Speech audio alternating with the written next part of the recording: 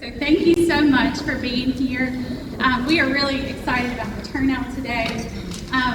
In previous symposiums, and we'll actually do this at the end of today's symposium, we sent out an evaluation asking for topic ideas. And one topic that came up over and over and over was, how do we talk about this in our faith communities? How do we have this discussion on a faith-based basis? And so we felt like, this is important enough for us to have dedicate an entire symposium to it. So that's why we're here today. And I think it's going to be really valuable information that you receive today. But I really want to encourage you, I said this earlier, I really want to encourage you, if you have questions about how do I start this, if you're a member of a church and you want to know, how do I talk to my faith-based leader, my pastor, how do I talk to them about starting this conversation in our church? Ask. These people have great knowledge to share with you today. They are all talking about mental health in one way or another in our communities, in our church, and they can give you a lot of insight in how to start that conversation. If you are a faith-based leader, and either you've started the conversation, you're not sure where to go, or you haven't even touched the topic in your church, I'm glad you're here. I am glad that you're here to learn, and I hope that you can gain some valuable information. Please feel free to ask questions. Faith can really play a major role in helping people in time of crisis. And often our faith leaders act as first responders in times of tragedy for families who have lost loved ones to suicide. In 2017, we lost on average in our state one person every 20 hours to suicide. The rate increased from 385 people in 2016 to 447 people in 2017. Okay? It is an issue that is happening in our state, it is happening in our towns, our rural communities, our urban communities. It's happening in our state, and we have to talk about it. We have to shatter the silence. It's the second leading cause of death among people ages 10 to 34 in our country, and we know that 1 in 5 adults experience mental illness each year. However, only 43% of adults with mental illness received treatment last year. Only 43%. So the goal of today's symposium is really to inspire church leaders, many of whom are here today, to, if they haven't already, start a dialogue about suicide prevention and mental health. Open that door, have these conversations, have these discussions in their churches. We know that when individuals and families face mental health problems, many turn to their trusted friends, their community members, and as leaders and members of congregations and other community organizations, your voices add a great value to the efforts to reduce negative attitudes about mental health conditions and those who experience them. Suicide is a really difficult topic to discuss, but we can no longer deny that there's a need to discuss it openly and with compassion. Our panelists today are here to share insight on how to approach the topic in our churches. Each September, the Department of Mental Health shares infographics on our social media accounts, and you've seen some of those on the slideshow today. One of the most poignant and true messages I think we've shared this year is that thoughts of suicide are common, but that doesn't mean that they're normal. We can't deny that our friends, family members, and acquaintances have these thoughts. We've got to let people know that it's okay to talk about mental health and suicide and to learn what to look for in our fellow church members in order to keep this tragedy from continuing to occur in our state. We also want those of you who are not faith leaders to leave today inspired to bring more awareness to mental health issues and suicide prevention, not only in your churches, but in your places of work, at home, at your dinner table, in your grocery stores, in your churches, and in your communities. Understanding the warning signs and asking people if they're okay, if they're thinking about suicide, can and will save lives. So let's get right into today's panel discussion. I want to introduce you to our panelists today, who we are very honored to have join us. So with 30 years total in ministry in both Mississippi and Oklahoma, Dr. Jeff Holland has spent the last 12 years as lead pastor of congregational care at Pinelake Church in Brandon, Mississippi. Jeff received a Doctor of Ministry from Midwestern Baptist Theological Seminary. Jeff also serves as a member of our state suicide prevention plan work group. He has been married to his wife Denise for 33 years and is the father of 3 adult children, Connor, Cassidy, and Cade, and 1 daughter-in-law, Katie. Please help me welcome Jeff Holland.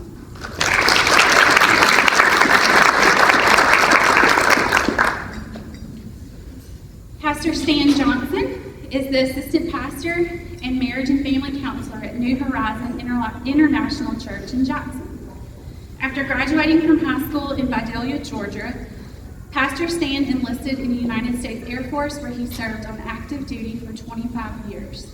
After retiring from the military, he worked 6 years at the Federal Aviation Administration in Washington, D.C. as a human resource manager, 3 years at Crystal Springs High School as the Senior Air Force Junior Reserve Officer Training Corps instructor, and 1 year for Preservation Management Incorporated as a relocation and residential services coordinator in Mississippi. He has also worked at Voice of Calvary Ministries and the Department of Veterans Affairs as a Veteran Service Representative. Pastor Stan has a Master of Science degree in Human Resource Management from National Louis University and a Master of Science degree in Marriage and Family Counseling from Mississippi College, and is a National Certified Counselor with the National Board for Certified Counselors.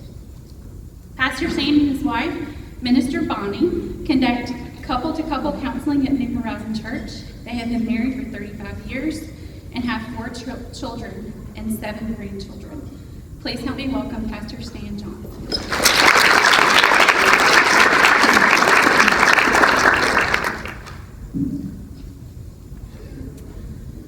Reverend Susan H. Meadors is an ordained minister and has been the associate pastor of Northside Baptist Church in Clinton, Mississippi for 25 years. Susan is a 1988 graduate of the Southern Baptist Theological Seminary in Louisville and a 1981 graduate of Baylor University. She served 2 years in Japan as a journeyman missionary and was ordained by Northside Baptist Church in 2000. She shepherds Northside's educational ministry and is deeply involved in all aspects of Northside's worship and service, working with artists and liturgists during Advent and Lent, and leading a weekly prayer ministry. She is active in the Cooperative Baptist Fellowship and was recently a participant in the Upper Room Ministries Academy of Spiritual Formation, a 2-year comprehensive program in spiritual formation. She is married to Dr. John Meadors, professor of philosophy at Mississippi College. They are the parents of 3 grown children, Samuel, Joseph, and Mary Louise. Please help me welcome Susan Meadors.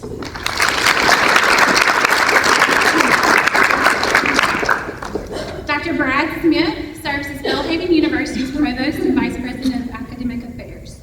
Dr. Smith has previously served as Belhaven's Dean of Arts and Sciences and School of Fine Arts. He obtained a Bachelor's of Science in Engineering at Tufts University and then a Master of Divinity from Gordon Conwell Theological Seminary. He earned 2 doctorate degrees, one in clinical psychology from University of Massachusetts, Boston, and the other in education from Claremont Graduate University. Dr. Smith is a licensed psychologist and has taught psychology and worldview capstone courses at Belhaven. In 2014, Dr. Smith founded Belhaven's Institute for International Care and Counsel and has served as director. For the past 20 years, Dr. Smith has taught and consulted in the area of mental health and Christian counseling, both locally and internationally. He is the former Director of Strategic Innovation for the Mission Advanced Research and Communication Center of World Vision International. He currently serves as the catalyst for global mental health and trauma for the Luzon movement. Dr. Smith served as the first cross-cultural and international track leader for the Christian Association of Psychological Studies. He co-authored the 2017 book, Global Mental Health and the Church, and is currently working on another book, Global Mental Health, expanding the transforming mission of the church for InterVarsity Press. Dr. Smith has co-edited the Journal of Psychology and Christianity special issue on psychology in the global context. Please help me welcome Dr. Brad Smith.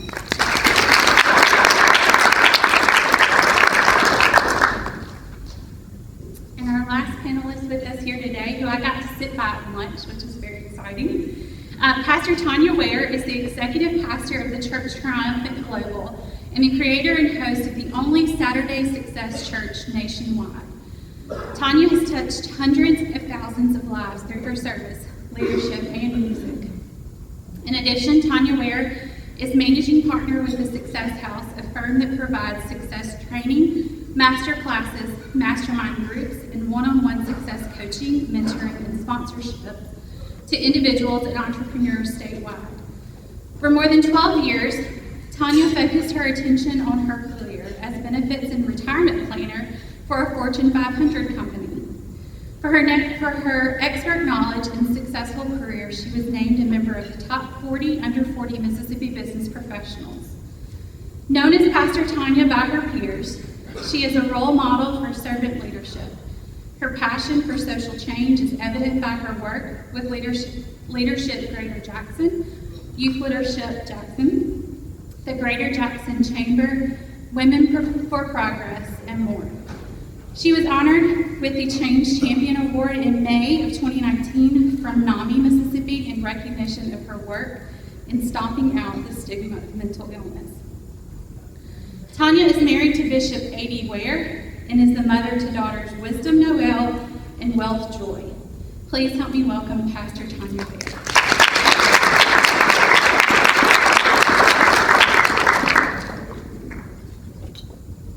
So as you can see, we have some experts here today, okay? I've asked each panelist to give us a brief opening remark about why they believe that sharing messages about mental health and wellness and suicide prevention is important in churches, and sharing their experiences with talking about this topic in their churches. So we're going to take about 45 minutes to have them share their experiences, and I'll leave it up to you guys as to who's going to go first. Anybody volunteer? Ladies first. I think you were nominated. All right, so hi, I'm Pastor Tonya Ware, the Church Triumphant Global, and my husband and I started a ministry in 1997, and he had really battled prolonged depression and thoughts of suicide. And so we made this decision in the very early years of our ministry that we would be a suicide-free zone, and that we would be deliberate and intentional with the congregation, those who come to worship with us, helping them understand how important it is to take their mental health just as serious or more serious as their physical health, and that we would create safe spaces for them to talk, to really share what they're dealing with, and we've been able to keep a number of people from going through the process of committing suicide because they knew that they could come to us and receive not just prayer, which is really important as the foundation, but sometimes they needed therapy, sometimes they needed a medicine regimen, sometimes they needed changes with their nutrition, sometimes they needed to talk about issues that they faced, that they could receive a collective, kind of like a community arm placed around them to help them through the trauma that they were dealing with in that time. So we know that the mind, which is a beautiful and delicate thing, can oftentimes be broken and wounded. And we also understand that a lot of times, if we are not open from the pulpit, from the front of the church, and say that depression and mental illness, those things are important, and it's important that you talk to someone, that you receive the help that you need, and a lot of times people will suffer in silence. And so we've done everything from partner with NAMI to offer hugs for the hurting, to provide programs and peer support groups, everything that we can think of under the sun to make sure that no one walks into our church and then leaves out of our church and goes home and takes their life. So we started with also explaining to them that they would not be losing their faith, or they wouldn't be small in their faith if they said that they had a problem. And I think a lot of times in our churches, we have made people believe that if they say they're sick, they're hurting, they're depressed, they're oppressed, they're sad, that they're feeling like life is over for them. If they feel hopeless or helpless, that somehow their faith is small. And so we've explained to them that there's not anything wrong with your faith, and it's okay to pray, but it's also okay to see a doctor. It's also okay to talk about the pain that you feel, and it's also okay to deal with the trauma that you've experienced so that you can really live a life of wholeness. And that's what we're after, is making sure that they live whole, complete lives, that they wake up every morning and their head is not in the cloud, and they're not in the fog, and they're not feeling hopeless, but they feel like that they can live that day.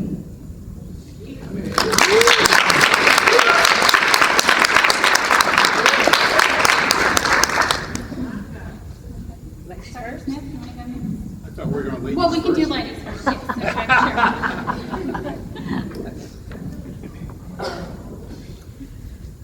Suicide became a reality for me and for our church when a young teenager in my oldest son's class in Clinton died by suicide.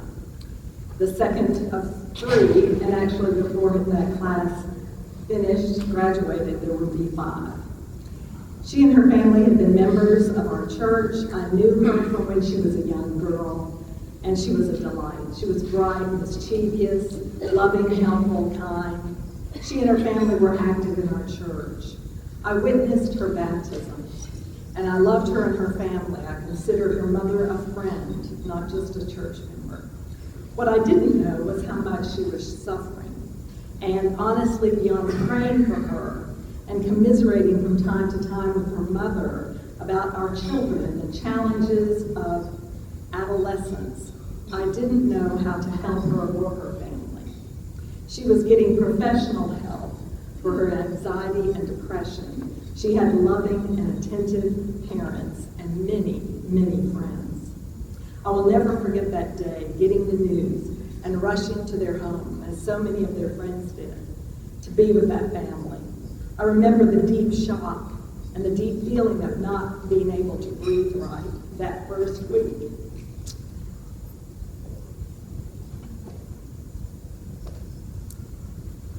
I've done many funerals, but I will always remember that one. And the loving outpouring of community and support of several churches. And as I watched how her mother took her grief and began to speak out in the community, in churches, and especially in schools, to students and to educators, to call for action and to make mental illness, depression, and suicide among teenagers part of the conversation that we need so desperately. That was in 2006. And our church is a small one, and we have not yet implemented a large-scale program that specifically addresses suicide, but we have made steps in the right direction. Our pastor is part of a team that includes a behavioral therapist from our church and a social work professor from Mississippi College, who together are sponsoring a monthly book study on life after suicide at a community center in our town. It is slow growth so far, but we do talk about mental illness and suicide in small groups in our church, in corporate prayers in worship, and address these challenges faced by our people in sermons and deacon care. We have sponsored meals for policemen receiving a day of training for approaching people acting out who show signs of mental illness. We have therapists in our church who give their time and skill to church members and who serve as resources for our pastor and for me. We have encouraged church members whose families are in crisis and paid for therapy for those who felt like they could not afford it. But even so, the words suicide and depression and mental illness do not come as easily in conversations as perhaps they should. Partly to protect the families is what we tell ourselves, but partly out of our own fear and discomfort. But like anything, using the words robs them of their power and helps us all seek the help we need, and a faith community should be a place of seeking and finding. This past Sunday, we recognized suicide awareness and enlisted that same mother to speak before worship about her journey and how we can help. Some who weren't prepared to have that conversation now have the warning signs and resources to help, because we put that as an insert in our worship bulletin. It's a small step, I know, but it's a step. I do think our church will look for ways to implement a specific program in the future, and I hope to learn from these on the panel with me. But I'm forever grateful for that mother who has taught me so much and who has used her great grief to save lives and help us all. Thank you.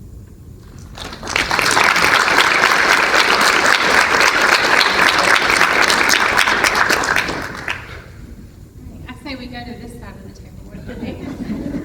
To be fair. The church that I'm a part of has campuses around the state of Mississippi. And many of our staff members are young guys that are, and ladies that are new to ministry and that have not had necessarily the kind of training, the school of hard knock training that we've had that have been around the ministry for a long time. And about 2 years ago, we started noticing that there were a lot of conversations that were being had of people who were considering suicide, people who were requesting prayer. They would post them anonymously, but thankfully we were able to see their email address and their contact information and reach out to them. But we saw that as a common trend around the campuses of Pinelake. And it was about 2 years ago that our director of staff contacted me and said, Jeff, we need to put together a presentation that we're going to travel around all of our different campuses, and we're going to train our pastors and ministers there how to recognize the indicators of suicide, how to be aware of what next steps to take, and how to guide them in that process. And so I began to put something together, and I thought I was going to be on my own. And so I turned to Google, and I turned to the internet, and one of the very first things that popped up was the Mississippi Department of Mental Health suicide, their annual suicide report that they had done, their plan, suicide prevention plan. So I began reading that, and I thought, oh my goodness, what a godsend, as they were telling statistics about my home state. And there were so many amazing things there. And so I went all the way, read the whole thing, got down to the bottom, and I saw that there was a lady named Wendy Bailey and a lady named Molly Portera. And I thought, you know what? I need to reach out to them. And so I contacted them. And folks, they were absolutely amazing in helping me to put together this presentation that we traveled around to all of our campuses, another pastor and I, and we spent about an hour with each one of those staffs, letting them know about the risks of suicide, how to have those conversations. And then once you determine that there is a risk there, what's the next step to take?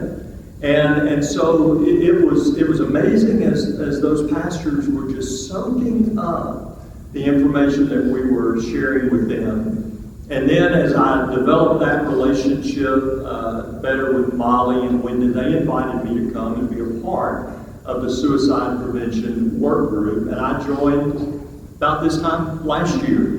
Been a part of this team for a year now. I've been to every meeting. And so I asked Molly one day, I guess it was about 6 or 7 months ago, I said, Molly, tell me what you need from me.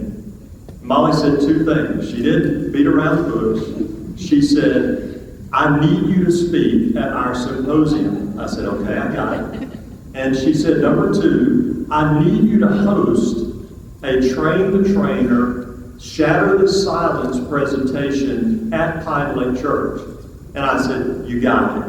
And so about a month ago, we had Molly and we had Jaquilla and we had Wendy that came, and they presented this faith-based Shatter the Silence program for all of our next generation ministers. So anybody that is pastoring a 5th grader all the way through a senior in high school, and also our director of security and director of medical response was there. And so we sat and we were trained. And we were prepared to go and to train other leaders in our church to be able to be aware of what to look for in your students, what to look for in your small group leaders, what to look for in the parents and the grandparents of your students. And it was absolutely amazing. So that's how I got involved here. But I want to really make this personal for you and to tell you why this is so personal to me as a pastor. Chris, Amber, Levada, John, James, Kim, Cindy, Jackson, Brian, and Kevin. These are funerals that I've been involved with, of people who chose to end their life by suicide. And they have families that I'm still in touch with today, and they're friends. And I see the pain every time it's mentioned again that someone else has made a decision to end their life. And so the church has to be on the front end of trying to do everything that we can to see that that never affects another family again. And so that's why I'm here, and that's why this is so important to me.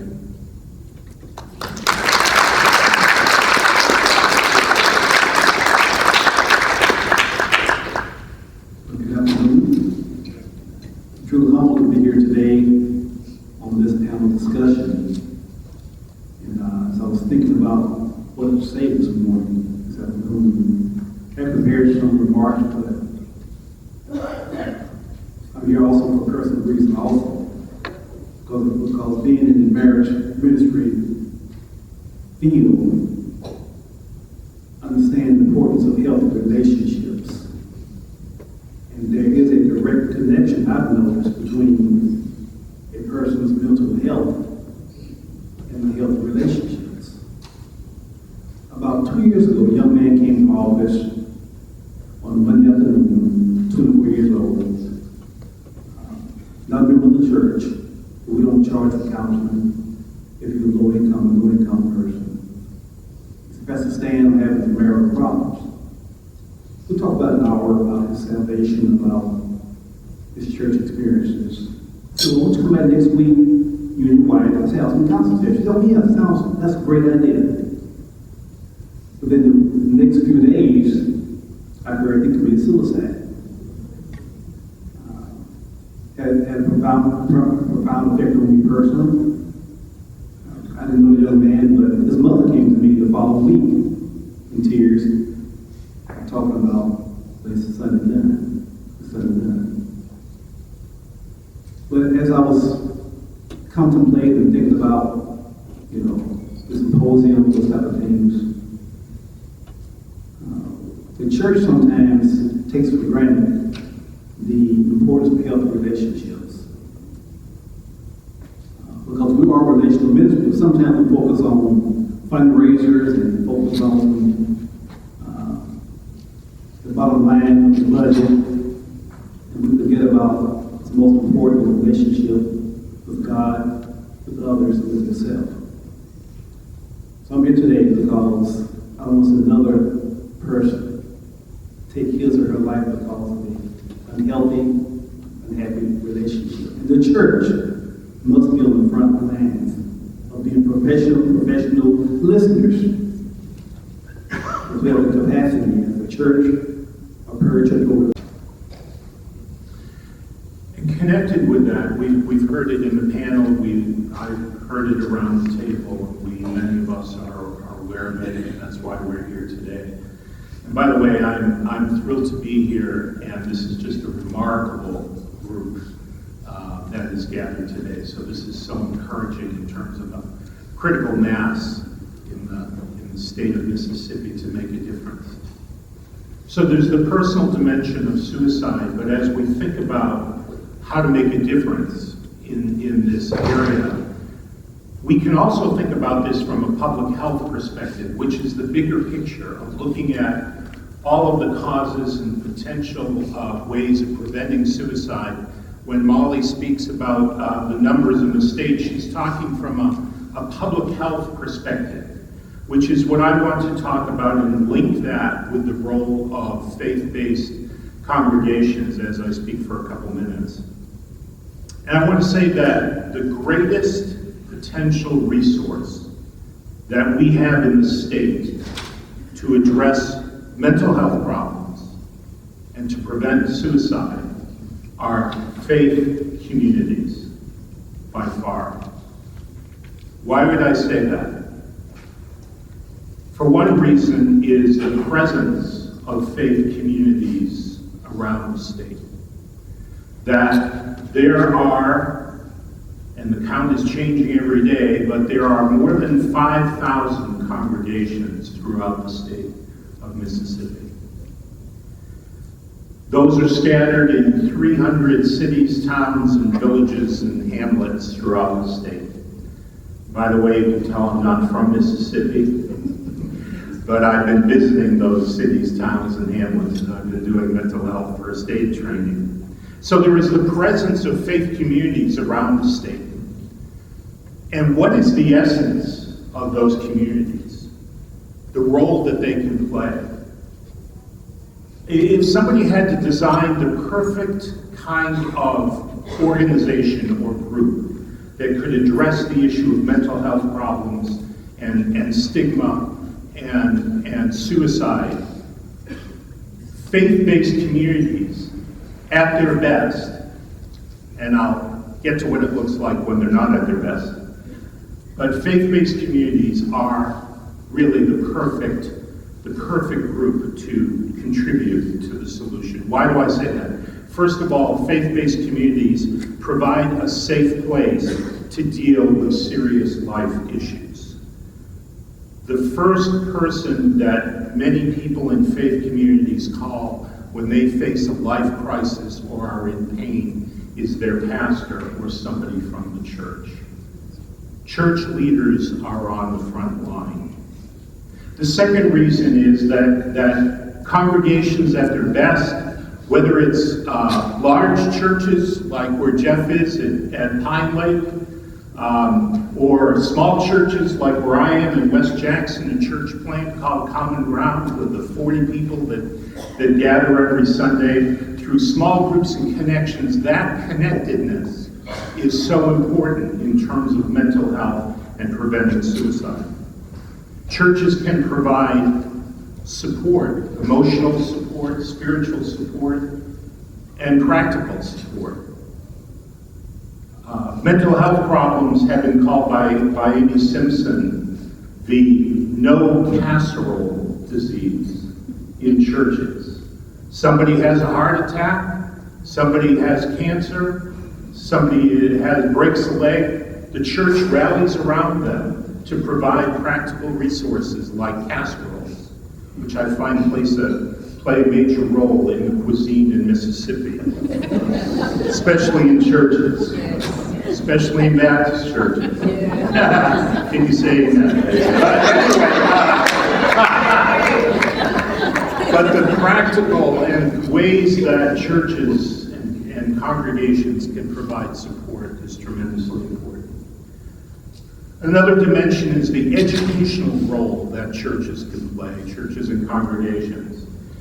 I'm involved as a mental health first aid trainer and am thrilled to be getting out to both do trainings at Belhaven and also getting out to different places like Tupelo and around the state to do mental health first aid training. But there are other training models as well, as we've heard specifically about suicide. But the role that churches can play in educating their people. But many times, first of all, we need to help the pastors get educated about this, is a tremendous resource in churches. There is the resource of hope.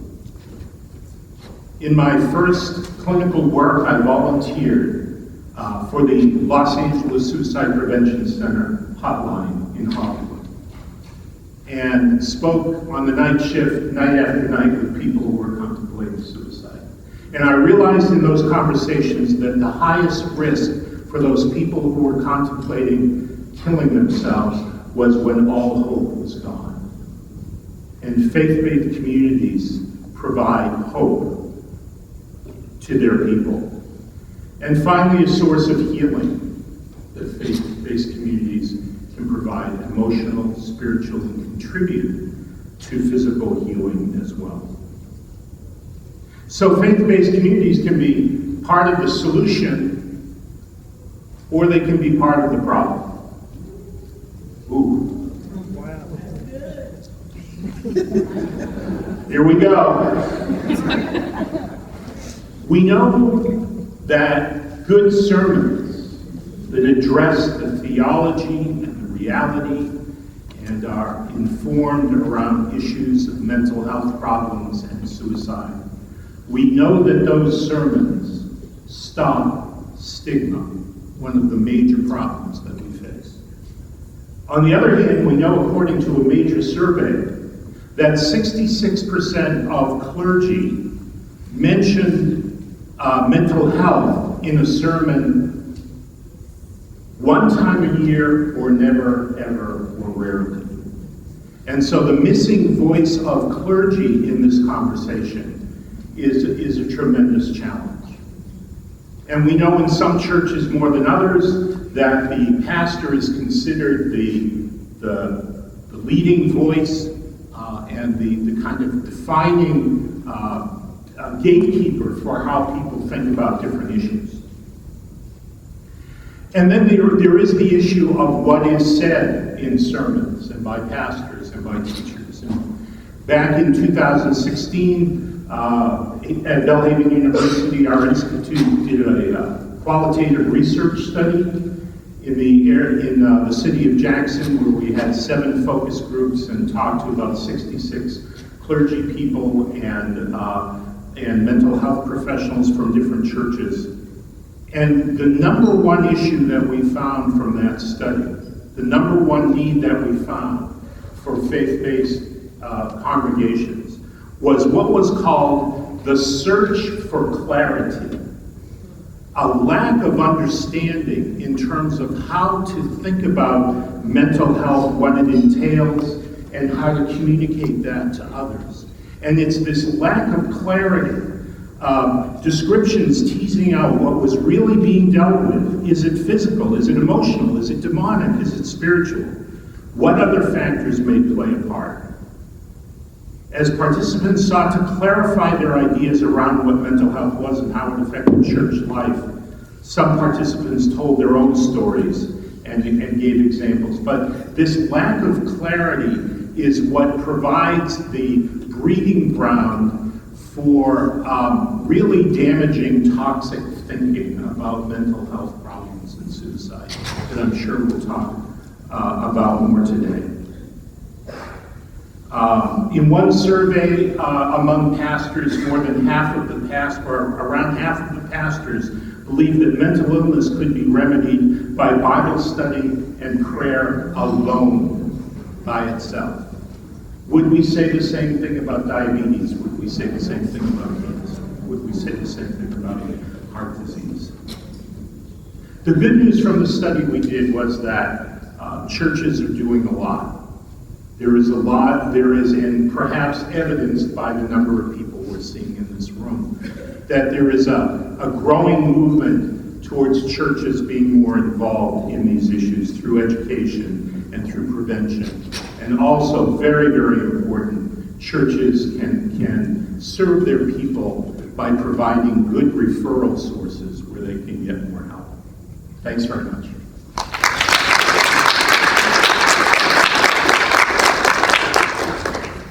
right, so I've said this once today. I am the moderator. They are the experts. And you can hear just from those opening remarks what kind of insight and knowledge they have about how to start this conversation in your own churches. And so at this point, I want to turn the floor over to you guys. I wanted to make sure that we have enough time today that we can answer the questions that you have. There's a couple of microphones set up around the room, but we have a couple of people who are going to help run the microphone as well. Brad Martin here is one of our suicide prevention work group members, and we're going to get him to get his steps in today. So help him with that. If you have any questions, feel free to come up to the microphone. Feel free to raise your hand to Brad. We want to get this conversation started. So anybody have any questions that they want to pose to our panelists? Don't be shy.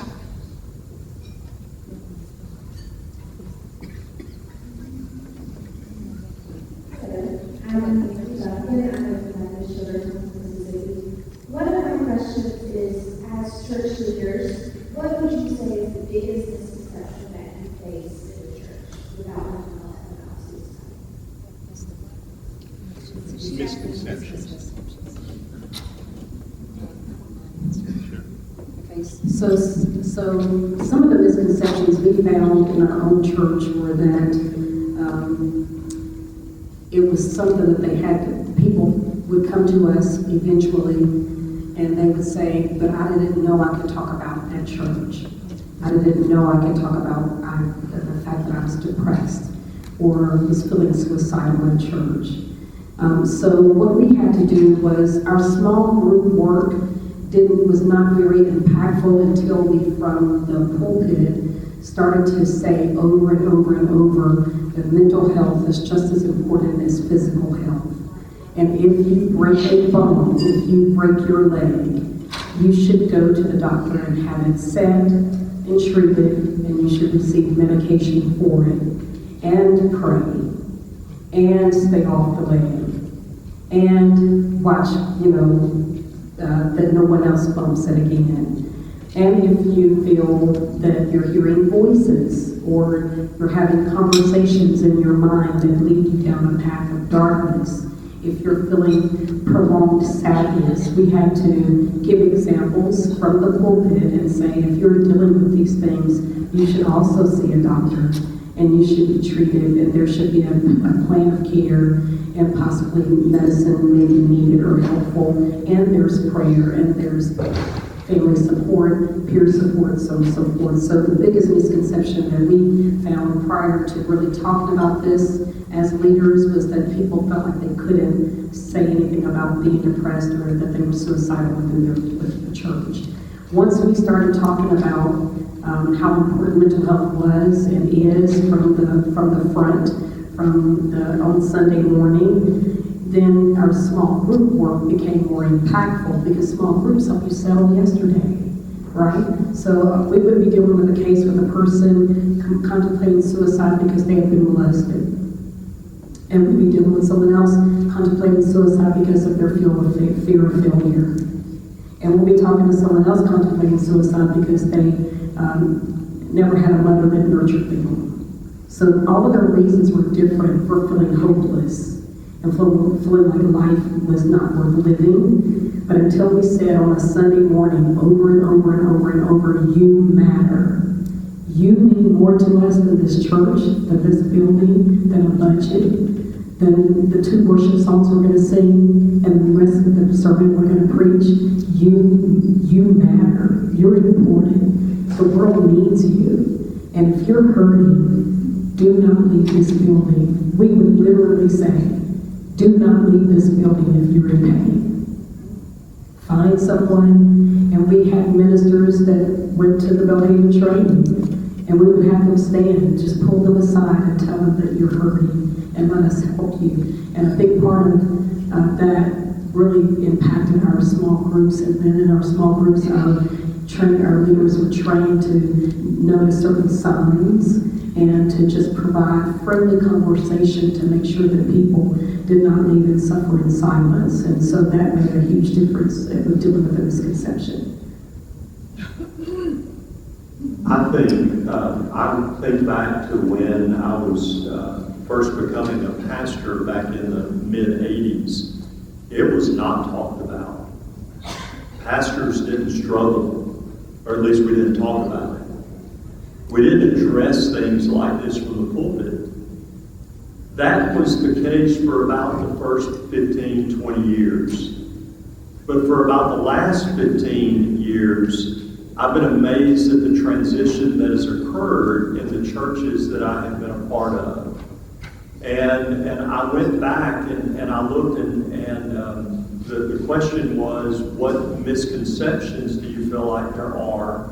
I can only speak for the last 12 years where I've been serving, and I'm sure that there are some misconceptions, and we've got some members here that could probably come up and address that better than I can. But I would say this, that we have a church culture, and you're creating a culture in your church, and ours is a culture of openness.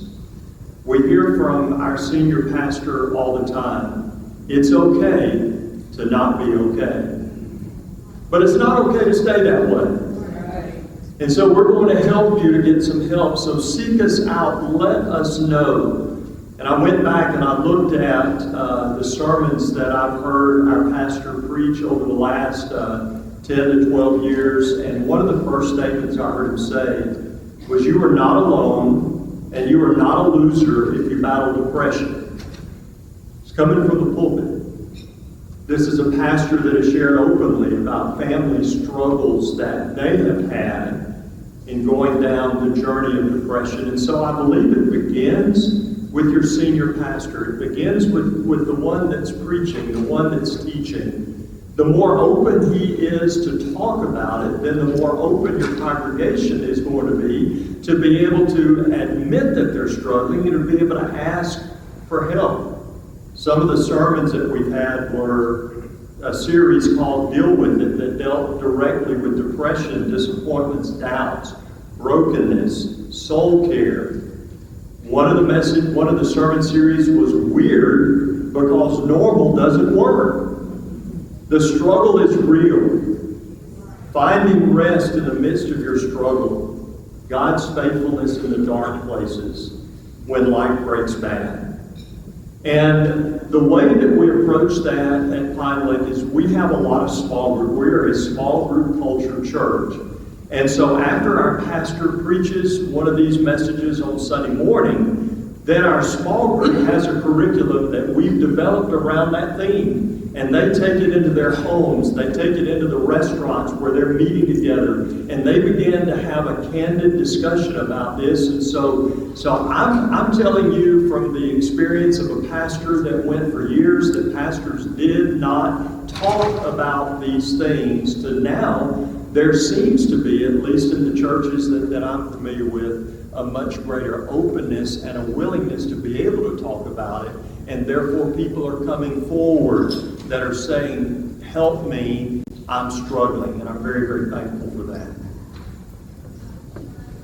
All right. I think we have another question over here. What are some of the warning signs of a person contemplating suicide, and how do you approach them when you see it? I can definitely speak to that.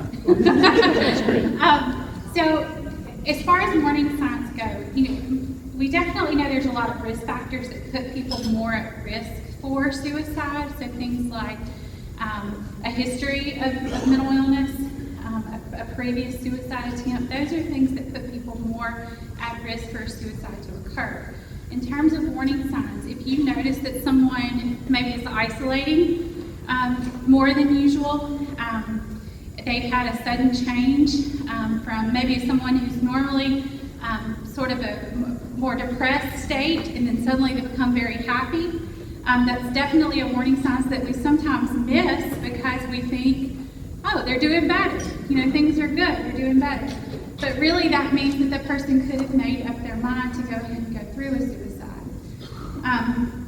People who talk about suicide, and they may not come out and say things like, I want to die, I want to complete suicide. They may say things like, I don't want to do this anymore. I'm tired of this. can't do this anymore, kind of alluding to suicide, is definitely something that we need to keen in on. I think a lot of people who've been affected by suicide would tell you this, that things that they didn't realize were warning signs beforehand, they now know are warning signs. And so what I want to leave you with is we've got to kind of key in to people more. We can't leave people at, I'm doing okay. Well, why are you just okay? What's going on? Asking questions and really tuning into people more is really important. I think the other part of your question, you asked about warning signs and risk factors, but then what do you do in that situation? And one thing that you need to know is you don't have to do it alone. There are a lot of resources available in our state. I know Jeff can attest to this. Every county of the state is covered by a mobile crisis response team. We have people in the room here today that actually work on our mobile crisis response teams. And they are available 24 hours a day, 7 days a week. They work through local community mental health centers. And you don't have to be a person receiving services at a mental health center to access the mobile crisis response team. I know mobile crisis response kind of sounds like a SWAT team, kind of sounds serious. But it's not. It is a therapist, a plainclothes therapist who's usually showing up in his or her own vehicle that can come in and help you figure out how to help your family member, your friend, your coworker. They help you figure out what next steps are. 24 hours a day, 7 days a week. So that is a resource that's available. You can find the information about your mobile crisis response team on our website. But also, look to your faith leaders. Look to people in your church that know, counselors, people who talk about mental health in your church. Look to them for help too. And then know too, you can always help that person get to a hospital. Okay, that's the last resort. You can always help that person find a hospital. Anything you guys want to add? Yes, ma'am.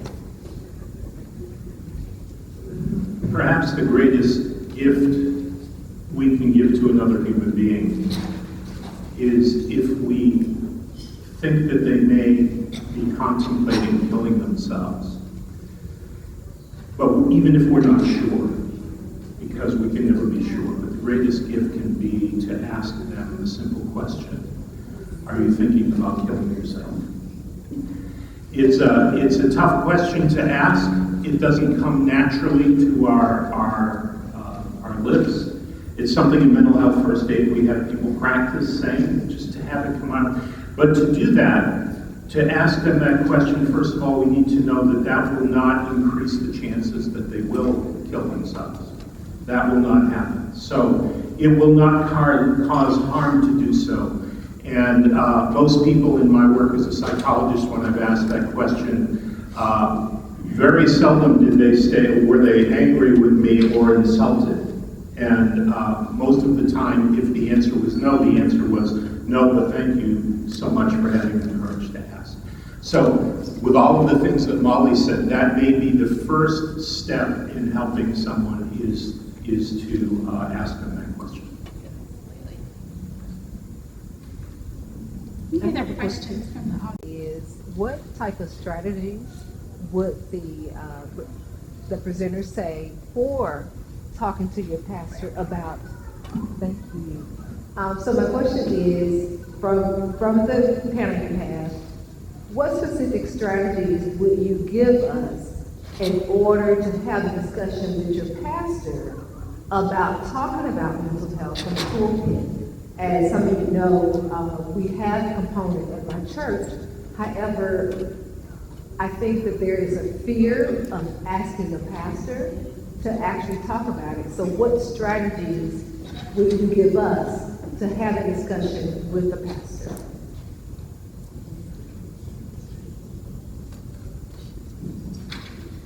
So there are two things that we've done, because my husband's a bishop, so he oversees other churches. And some of the members from those other churches are like, we want our pastor to talk about mental health too, but we don't know how to ask him. Or he doesn't seem he seems preoccupied with other things, and so how do we open him up to this? A lot of pastors, all we had to do was to give the statistics and and this is something you can get from Mommy's department and from various places, but we started off by kind of just sharing with the pastor the statistics and the things that are happening in the world around us. And then from there, we would talk to them about having a wellness ministry, a health and wellness ministry. Yes, and with the health and wellness ministry, having a focus on mental health. And that's been able to kind of get them clear on how important it is to really add that piece. Most pastors are not really against it, they just don't know how to approach it. So it makes them kind of feel a little nervous.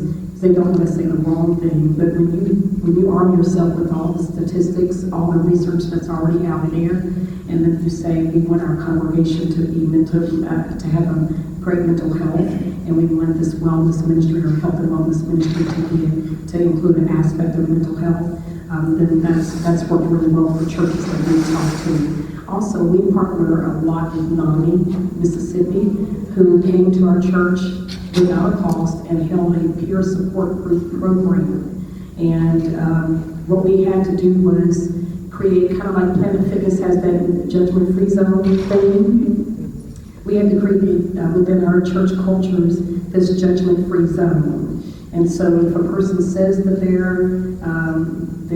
have a schizophrenia diagnosis or a bipolar diagnosis, or they're dealing with anxiety or depression or stress, not to be shocked, not to gasp, we would do role plays even with our leaders on how to respond when a person says they have these issues. But a good way to approach your pastor is to arm yourself with all the research and then do it through the mechanism of a health and wellness ministry with a focus on mental health. Well, we do have health and wellness ministry. So do y'all have a focus on mental health? Yes, we do. Okay, so... Only thing we do not have is someone needs to be not afraid to go have a discussion. Right. So she was saying that someone from their mental health wellness committee needs to be not afraid to go and have the discussion with their leadership in their church. Now, we would call NAMI, and we would ask NAMI, would they bring us a representative to come and talk to our pastors? And that opened up a lot of doors in a lot of churches.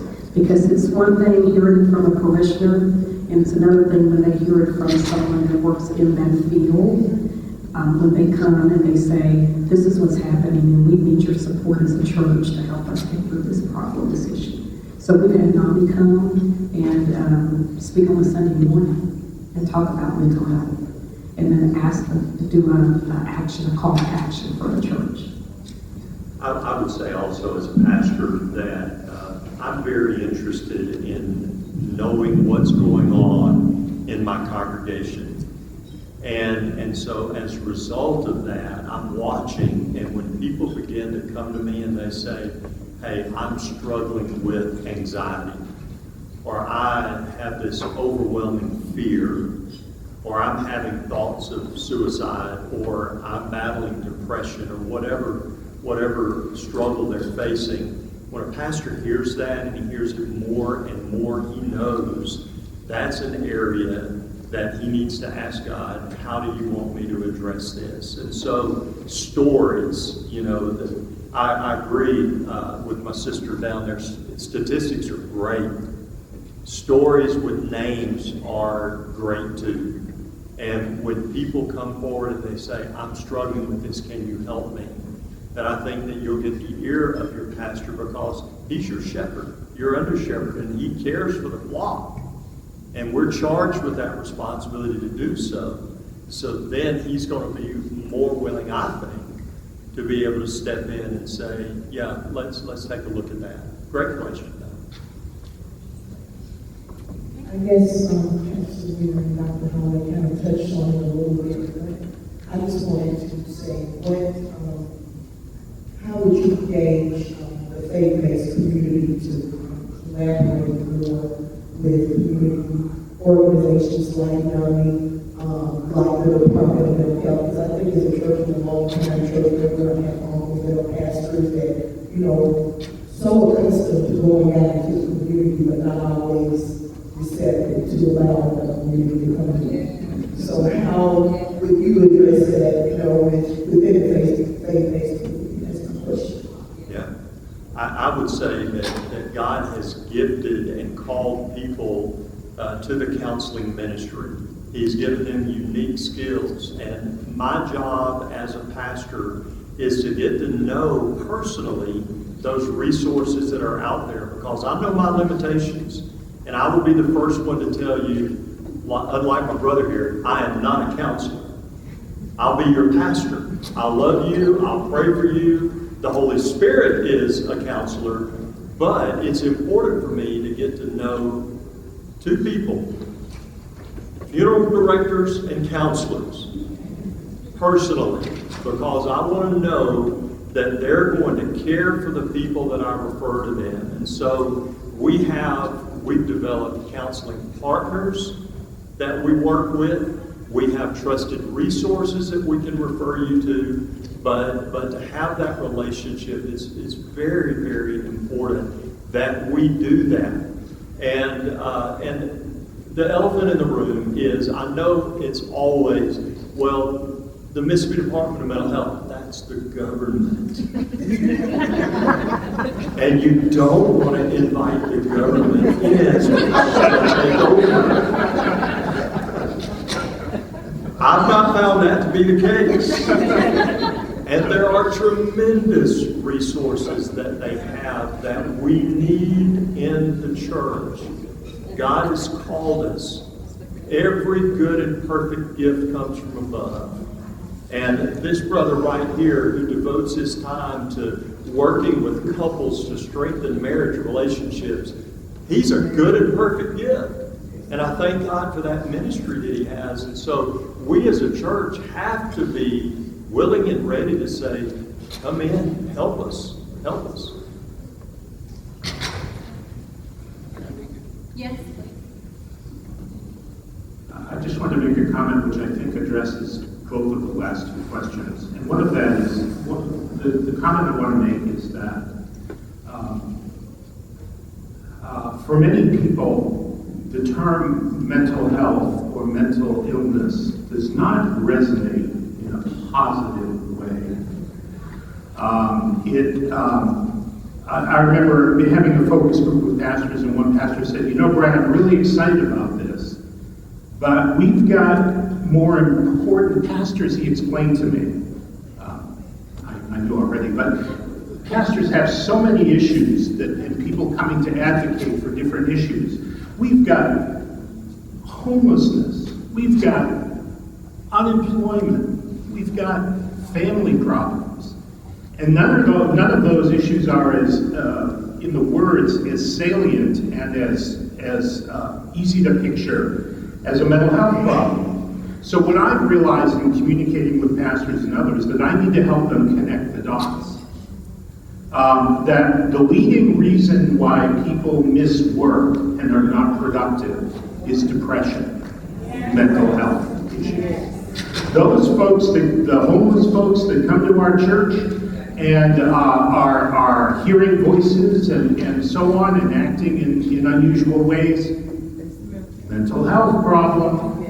Many of the family issues and marital discord and problems in families have an underlying mental health issue. But what I'm discovering is just the term mental health often brings me back a kind of blank stare unless I connect that with what that really means and what that looks like. I just want to add to that question, or ask another question to add to that. You talk about pushback a little bit. Have you gotten pushback, any of you have gotten pushback from congregation members when you have discussed mental health issues in the church, and how have you handled that? Is there... In the beginning, there was pushback because of toxic theology, right? So in a lot of our churches, we're told, for every problem that you have, you need to pray. For every problem that you have, you need to pray and have faith.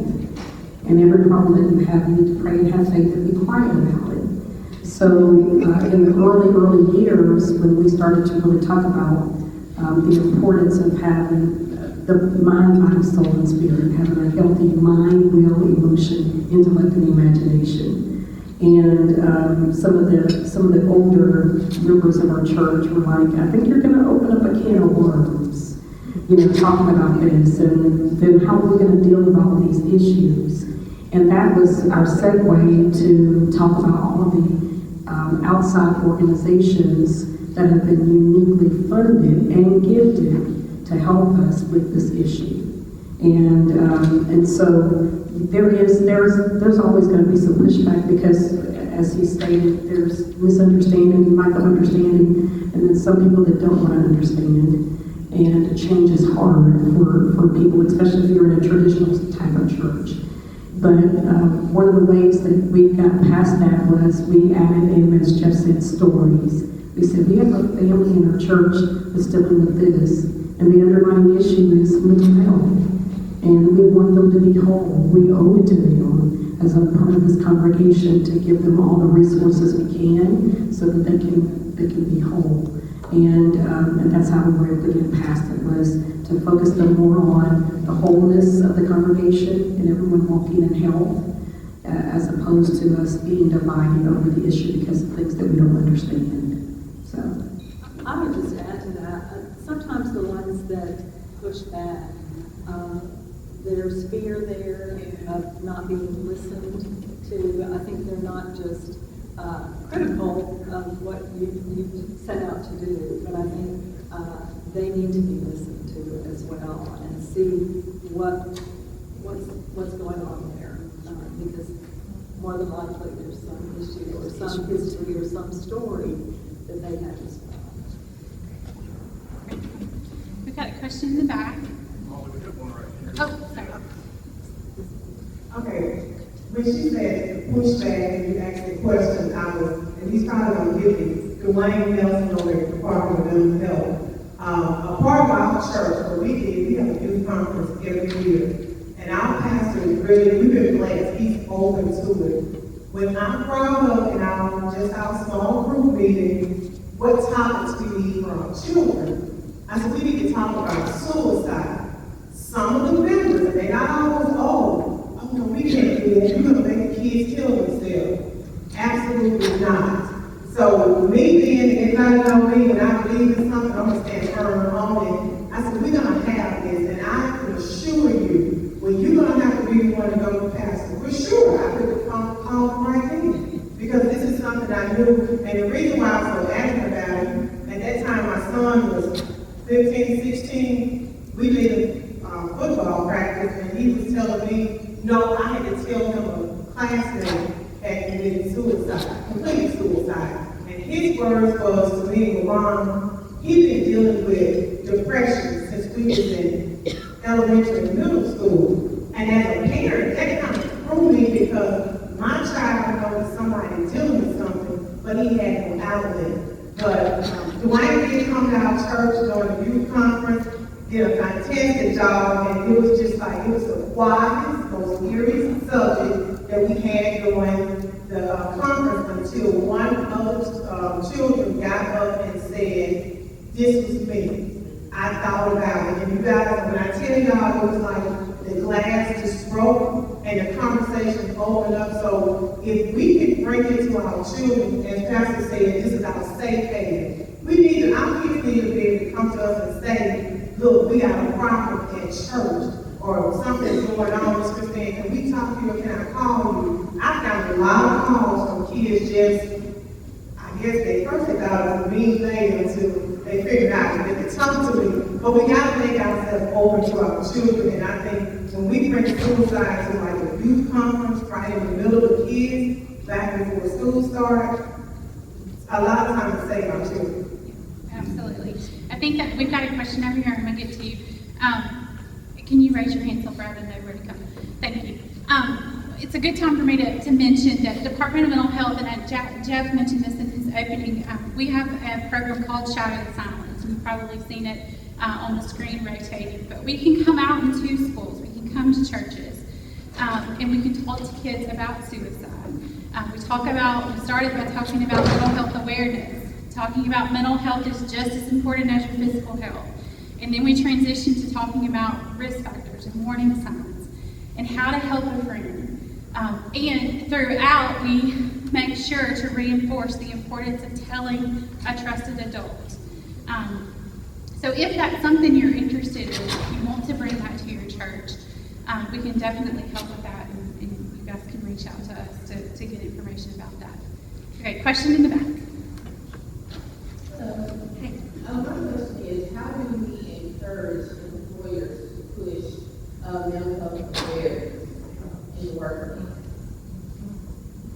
That's a great question.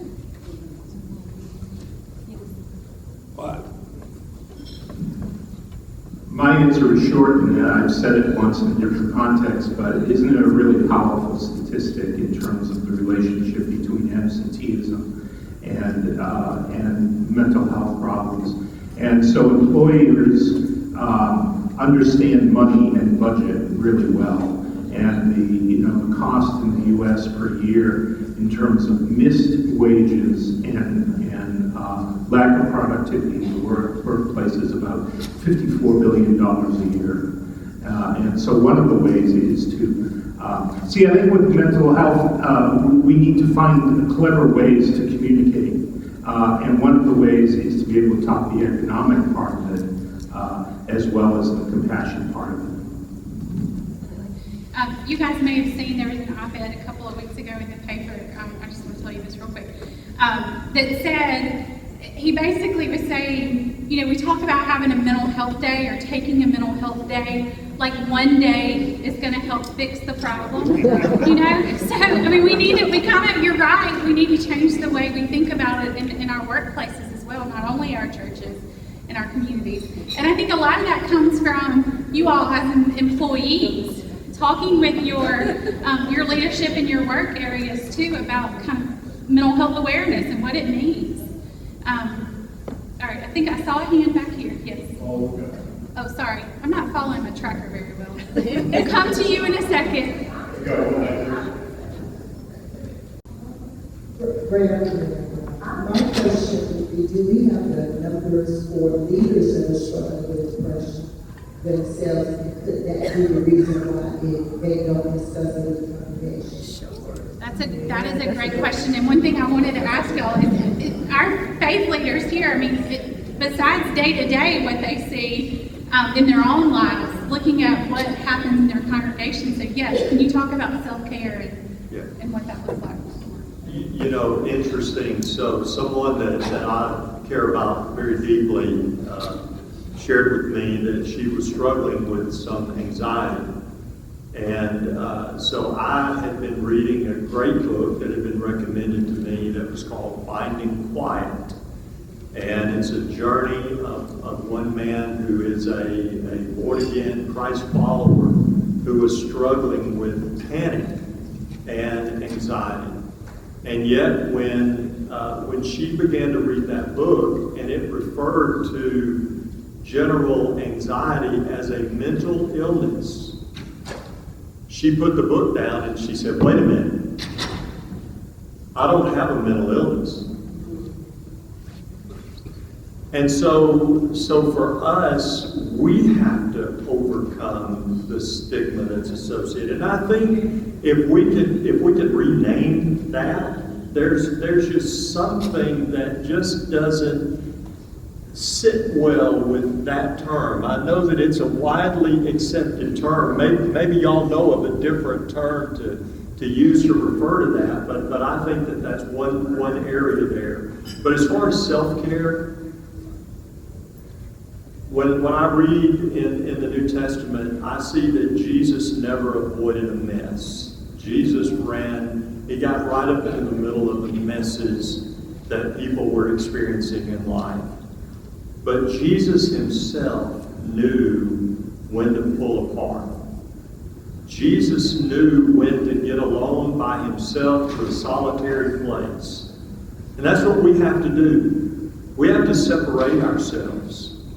We have to stay in a place of help, because if we're not, how in the world are we going to be able to step into people's lives and lead them into a place of health? So for me, It is taking a day off or 2 days off every week, leaving my cell phone inside, going out doing yard work, going out doing fun, doing something that's fun, separating yourself, watching a movie, whatever it is that you're going to be able to get your mind off of what you're dealing with all the time. Read, pray, spiritual disciplines. I do a yearly retreat every year. It's a 3-day retreat when I go off by myself, and I just sit there and I meditate, and I don't answer my phone, and I don't respond to text messages and emails, and I really try to disconnect, because I know how important that is to me, to get alone, to get with God, and to allow Him to speak to me and to restore my soul. Restore my soul, okay, and to renew my spirit within me. And so it's so important that all of us, and those of you who are mental health professionals that are counseling people hour after hour after hour, day after day after day, I have the utmost respect for you, and I'm thankful for you, because I don't know how you do that. Okay? Thank you for what you do. But absolutely take care of yourself. Let's speak to self-care. I just wanted to say, I've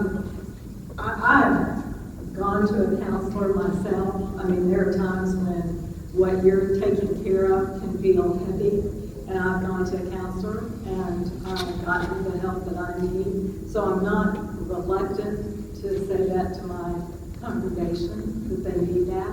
I have a trusted pastoral care person that I talk to about the conversations I'm having.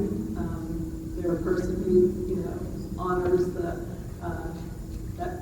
code of silence, and but I think as spiritual persons ourselves, certainly with the responsibility for others' spiritual growth, that we have to recognize that we are susceptible just as well as our church members, and I go to a spiritual doctor to deal with those and encourage me when I'm feeling that loneliness. So anyway, I think we need it as well. Speak to self-care for just a minute. Whether I was in the military or federal government or the jobs, the toughest people who will not get counseling leaders, pastors, and other counselors. We're very reluctant to be counseled. Of course, in my community, men of color are very reluctant to go to counseling.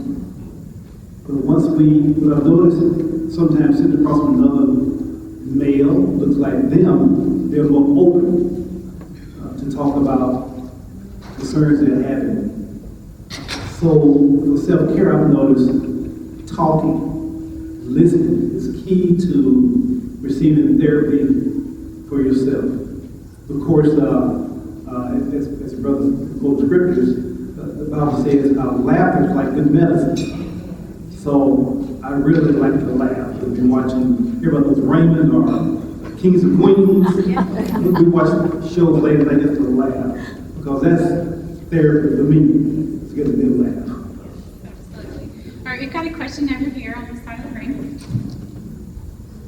Yes, good afternoon. I was just observing from the discussion and from the conversation that some people were wanting to maybe address some of their issues with starting a health ministry at their church would be a good idea if you're trying to build to the point of including mental health. That would be a way to start. If you already don't have an existing mental health ministry at your church, you would want to begin one and start doing that as a way to host health fairs, include the mental health.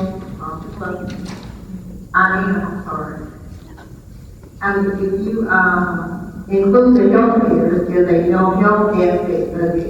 And if you open up conferences to include the youth, you will get the topics you need to address some of the things that interest them. I have a healthcare background, but also once I had noticed that my family was struggling with alcohol, stuff substance abuse. I think everyone in my family, I think all 11 of them that are still living, have some type of addiction to alcohol, drugs, smoking, some extracurricular they do outside of just working. So I just decided to take an initiative to learn more about mental health. And those diseases are sometimes lead to them medicating themselves with other things, but they should be getting other help and therapy. So that's what I would like to say. If you're interested in doing something yourself and you want to volunteer outside of NAMI or your age, contact Crisis is a phone service that is offered. It has a Judo-Christian background as well to answer crisis calls.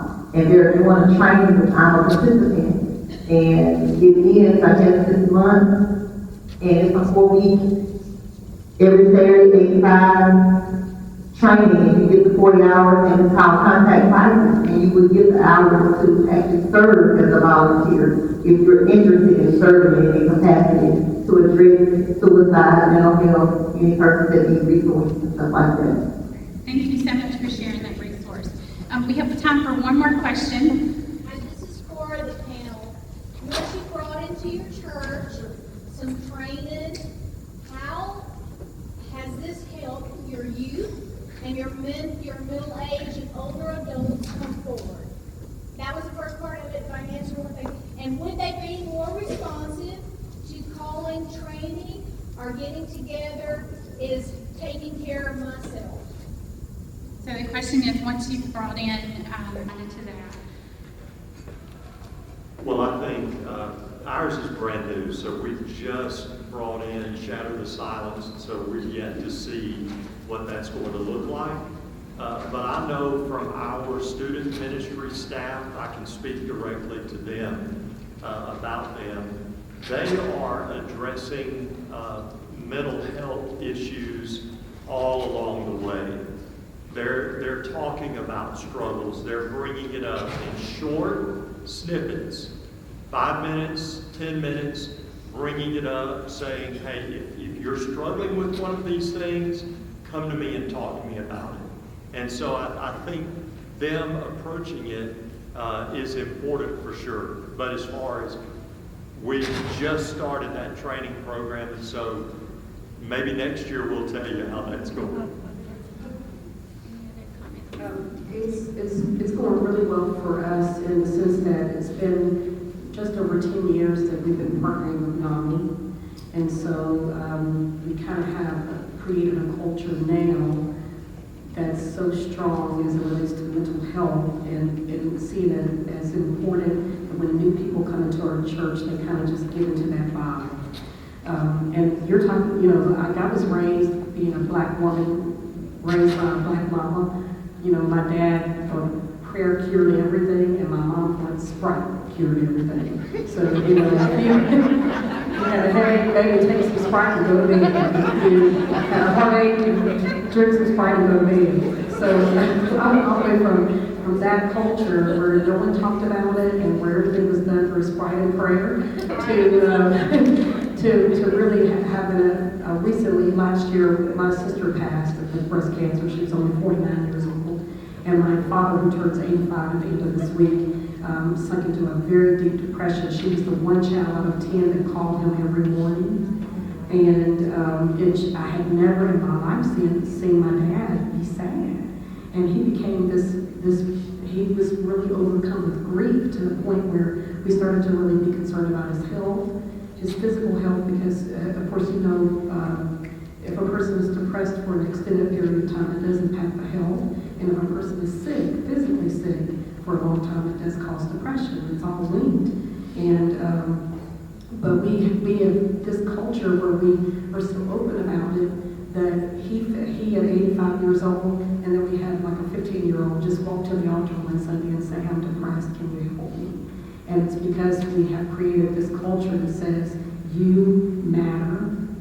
Whatever the problem is, it can be fixed. You're not alone. Don't believe the plots that say nobody cares and no one wants to talk to you. And we just have to say it over and over and over again until that culture is created. So, and you can do this even in your own home. I have a 9-year-old, a 17-year-old, and around our dinner table, just throughout the year, we'll say, you know, how you feeling today? You know, anything making you sad? And we kind of try to talk to them about the root causes of those things and try to help them through it. So it's just doing it over and over and over again, saying it over and over and over again, and providing that care. We even have a ministry where we're certified in hug therapy. So sometimes people are just depressed because they've never been discerned. No one's really recognized them. So there are a lot of different pathways that you can use to help people come to that place where they feel at peace to speak. And that's very key. Okay, we have one more question from our board member, Ms. Mosley. Okay, I want to make one comment and one question, okay? I don't really need a microphone, but nevertheless, I'll try to be brief because I'm usually not brief. But one thing that I think is extremely important that we're starting in with this faith-based issue is because I've spent the past 13 years talking to parents and to friends that have lost friends to suicide. And believe me, many of them feel like they're just being pushed aside and it's not being talked about.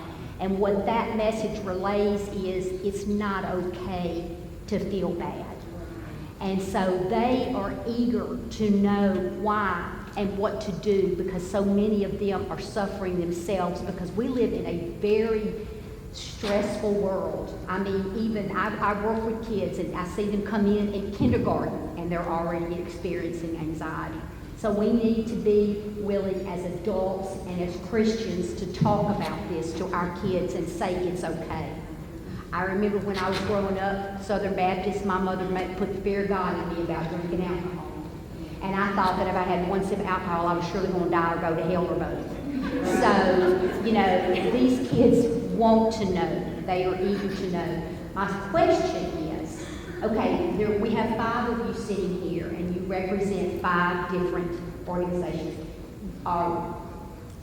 What do you see a global, or what I'm thinking of is like, do you see the Southern Baptist Convention ever making this an important part, or Cooperative Baptist Fellowship ever making this part of, you know, going in the Baptist record or whatever else, that they will take a stand as a church and as Christians? Y'all are doing great jobs.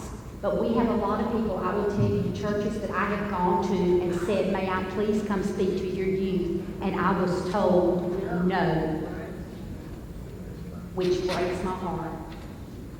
So anyway, that's just something, you know, to ponder, that you're taking care of your congregations, but what's a way that we can get everyone to take care of their congregations as well? So I think it will happen because suicide is on the rise. Even in the clergy, we're having more and more pastors commit suicide. My husband came up in a church, in the kind of church where you didn't talk about this kind of thing. So he was preaching, he was ordained, he was traveling around the world, he was wealthy, and he was suicidal. And so he joined an organization called the Faith Ministries Alliance, which is a collaboration of all kinds of churches, faiths around the world. And one of the things he's working on right now with the team is a suicide survival kit for churches. It's a book that can be used as a curriculum that will not necessarily be rooted in a certain faith, so it can be used for all churches, that will help people realize that this has to be a part of your cornerstone, right? Like the mind of a person is the core of who they are. Like, I mean, it's just like the heart is the core of who a person is. And so I think we will get there when you look at a person like Kate Spade, and then you look at Pastor Jared, you know that these beautiful, precious people, that somehow, some way, we have to reach everyone that is in some kind of pain. And it's our responsibility, it's a requirement, it's mandatory that we look at this and that we don't shy away, don't shun away, that we find some kind of way to reach out and make sure that all of the earth, all of the world, all of our churches, all of our schools all of our homes have some type of resource that they can go to. Well, another thing we did with our ministry was we created a resource ministry that's all these different places that can help with mental health episodes, psychotic breaks, and things like that. Because it happens. So I think we'll get there, and it will be people like us on this panel that just stand and scream and talk and say it has to happen. Hopefully, the more we read our Bible, the more we'll be aware that mental health issues are addressed there, and that some of our great champions of the Old Testament and the New Testament struggled. Paul said he despaired even of life. That meant that he was at a point where he was hopeless. Okay? Elijah. We think of the great thing that he did on Mount Carmel. But right after that, he was saying, "Oh God, take my life." We see David. We see Moses. We see Naomi. We see Job. We see all of these, Jonah. People in the Bible that we're reading, that they struggled with things. And it may not come out and say depression, but it says they were downcast. They were brokenhearted. They were struggling. They were miserable. Okay? And so, and then we read in Hebrews where the believers struggled with so many different things. And so, as we read our Bible and as we see what's taking place in the culture around us, that's sitting in our very pew, hopefully and prayerfully, as a church, the universal church, the church together, Christianity, will come together and say, "Hey, we gotta stand for those, and we gotta help those." I would just say, as not just Christianity, but other faiths, other faith traditions that are also troubled by this, and this has been wonderful to see all these resources that I didn't know about and can be used. So, at least for the Boston Baptist Fellowship, I'm determined to bring that word. But I'm grateful for all of you. I'm grateful for the wisdom of this room and of this panel that have taught me a lot. But yeah, we have a lot of work to do. I just wanted to add that we did some research at Belhaven about policy statements that all of the major denominations have and faiths have. And pretty much all of them have a policy statement. They have a policy statement. But the impact that has had on individual clergy has not been all that much. But, recently we've seen again the suicide of a pastor. I can't remember his name, but just recently. I think as pastors are touched and in their congregations, as many have mentioned, but the personal impact will have much more to do when they can say, "There, by the grace of God, goes I." That much more than policy statements will make a difference. All right, y'all, we have exceeded our time, and Marriott's going to charge us. I'm just kidding. Listen, I feel like we could talk about this topic for another hour. I hope you guys feel that way. We're not going to, but this is a testament to why we need to continue this conversation. And our hope is that at our next symposium, our fourth symposium, that we can continue this as one of our breakout topics, one of our topics that we address at our next symposium next year. Now listen, anybody that hosts a conference or a symposium has people to thank, and I hope you will just give me a couple of minutes of your time. First of all, thank you so much to our panelists. This is more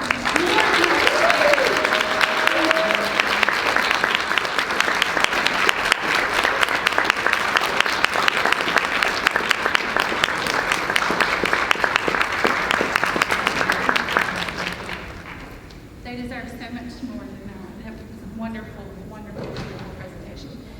I also want to thank OPI Systems again for providing lunch. Thank you all so much for your time. I want to say a quick thank you to Sandra Parks and the Division of Children and Youth Services. She didn't know me back here. But they have allowed us for the last couple of years to tack on to their Trauma-Informed Care Conference, which is also happening this week, tomorrow through Friday. A wonderful conference, and I really appreciate your support and your help. Thank you. I want to recognize 2 new staff that we recently hired in our division to handle suicide prevention, which you guys will be seeing more of them next year. I didn't want to throw them to the wolves in their first few weeks of being on staff with us, but Jaquilla Newsom is our Director of Suicide Prevention, and Darby Damon is our Suicide Prevention Coordinator. And lastly, I know Ms. Mikula mentioned earlier our suicide prevention work group. Many of them were out at the registration table working. I want everybody who's part of our work group to stand up because you deserve such a huge round of applause. Thank you very much.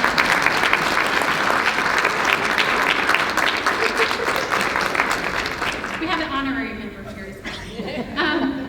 Okay, so a couple things I want to leave you with. We have just released a Shadow the Silence app. It's available for no cost in our, available on the iPhone and the Android stores. So I want to encourage you to download it for yourselves, but also if you work with kids, it is a great resource to have. It has lots of information. We've gotten a lot of great feedback about it. You just search Shadow the Silence in your app store and it'll come right up. Download it for me.